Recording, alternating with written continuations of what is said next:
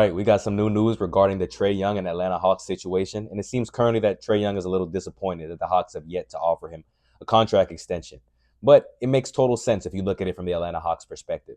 Trae Young, amazing talent, amazing NBA player, but he hasn't done much for this franchise in terms of leading them anywhere since 2021. And I understand he had a deep playoff run that year.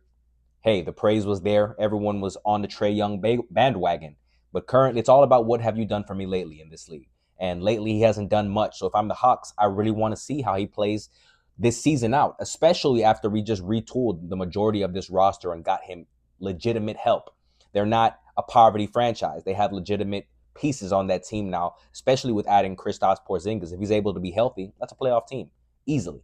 So if I'm the Hawks, I wait to see at least midpoint through the season before I extend him, because I need to see what direction we're going in. I need to see if there's a light at the end of this tunnel. Are you going to lead us anywhere? Because I don't want to offer you a max contract or a potential super max, and it ends up being a bad deal and we never go anywhere. So I want to make sure I'm getting the return on my investment. So I want to see what direction you're leading us in, at least for this immediate season.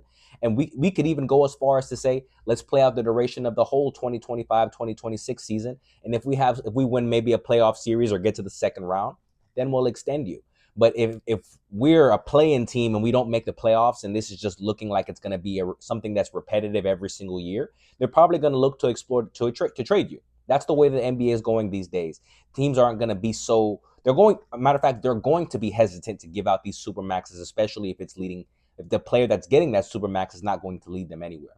It's not worth the investment. So now teams and GMs and owners are really thinking about what our future is going to look like with this player before just committing to such a heavy investment, which any person in that position of power would logically do the same. So I get it from Trae Young's perspective. He feels he's the franchise's player. He's done stuff for them in the past. He produces for them every year. He probably feels like it's time to get to the negotiating table and get a deal done, because he obviously wants to be in Atlanta. But the Hawks are saying, hey, we'd rather be safe than sorry. There's no urgency for us to do this right now. We don't have to extend you until I think around the end of June of next year.